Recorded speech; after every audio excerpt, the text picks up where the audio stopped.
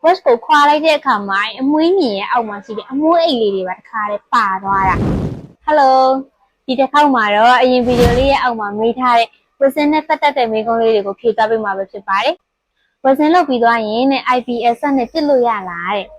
ဝက်စင်လုပ်တယ်ဆိုတာကကြာပါတော့ brush ကိုခွာလိုက်တဲ့အခါမှာအမွှေးမြင်ရဲ့အောက်မှာရှိတဲ့အမွှေးအိတ်လေးတွေပါတခါတည်းပါသွားတာ IPS နဲ့ပြစ်တာကကြာတော့အဲ့အမွှေးမြင်အောက်မှာရှိအဲ့အမွှေးအိတ်လေးတွေကိုအဓိကထားကတ်ထားပြီးတော့မှပြစ်ပေးရပါတော့ဆိုတော့ IPS နဲ့ပြစ်မယ်ဆိုလို့ရှိရင်အမွှေးအိတ်လေးရှိနေမှာပဲအဆင်ပြေမှာအဲ့တော့လေဆာပြစ်မယ်ဆိုလို့ရှိရင် shaving လုပ်တာကပို့ပြီးတော့အဆင်ပြေတယ်အဲ့တော့မှသူ့ရဲ့အမွှေးအိတ်လေးတွေကိုလေဆာရဲ့အလင်းတန်းကနေပြီးတော့တွားပြီးတော့ဖြည့်ဆည်းပေးမှာပေါ့နော်အဲ့တော့ resin လုပ်ပြီးသွားပြီဆိုလို့ရှိရင်ကြ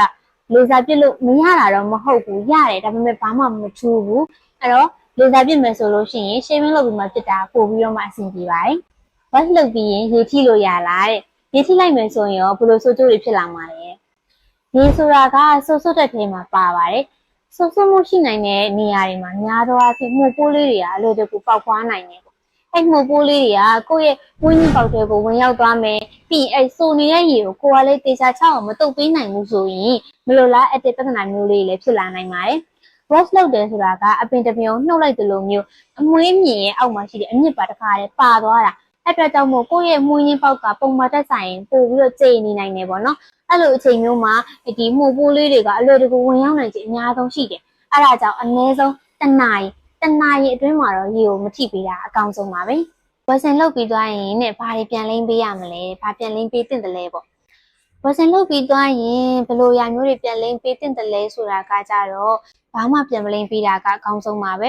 ဘာလို့လဲဆိုတော့ဝက်ဆင်လုပ်ထားတဲ့အသားရည်ကပုံမှန်သားရည်တဲ့ဆိုင်အများကြီးနူးညံ့နေတဲ့မှာပါပါတယ်အဲ့ဒါကိုသုံးနေကြဖြစ်တဲ့ဂျိုင်းလင်းစီသုံးဖို့လိုရှင်းပေါ့အဲ့လိုမျိုးရတယ်သုံးပေးလိုက်မယ်လိမ့်ပေးလိုက်မယ်ဆိုလို့ရှိရင်အခက်မသိရင်မှဂျိုင်းသားရည်မဲသွားတာမျိုးတွေဖြစ်နိုင်ပါတယ်အဲ့တော့24နာရီအတွင်းမှာတော့ကိုသုံးနေကြဖြစ်တဲ့ဂျိုင်းလင်းစီတို့လိုရှင်းတို့အဲ့ဒါမျိုးတွေကိုပြန်ပြီးတော့မသုံးပေးတာကအကောင်းဆုံးပါပဲတချို့ကြတော့ရှိရဲဝယ်စင်လုပ်ပြီးသွားရင်စိတ်ကက်ကက်ဖြစ်နေတာကိုမကြိုက်တဲ့သူသို့မဟုတ်ဂျိုင်းကန်တန်းပြီးတော့ထွက်တဲ့သူမျိုးတွေရှိရဲပေါ့နော်အဲ့လိုမျိုးတွေဆိုရင်ကြတော့ရောတဲ့ဆိုတော့ညီမတို့ Havel လာမှာတော့ဝယ်စင်ကိုလိုက်ကွန်းတစ်စိမ့်နဲ့သုံးပေးတာဖြစ်တဲ့အတွက်လိုက်ကွန်းမှာပါတယ်ပေါ့ဝယ်စင်လုပ်ပြီးရင်လိမ့်နဲ့ lotion လေးကိုသုံးပေးပါတယ်အဲ့ lotion လေးကတော့သူကအဲ့လိုမျိုးစိတ်ကက်ကက်ဖြစ်နေတာမျိုးတွေပြီးရင်ဂျိုင်းနဲ့တန်းထက်မှာစိုးရိမ်နေသူမျိုးတွေတက်ဆိုရင်တော့ပို့ပြီးတော့မှအဆင်ပြေပါတယ်ဟုတ်ကဲ့ဒီနေ့ဗီဒီယိုလေးကတော့ဒီလောက်ပါပဲနောက်ထပ်သိချင်တဲ့မေးခွန်းလေးရှိရဲဆိုရင်ဒီဗီဒီယိုလေးရဲ့အောက်မှာမှတ်ခဲ့ပေးလို့ရပါတယ်ရှင်အားလုံးပဲဖတ်ပါ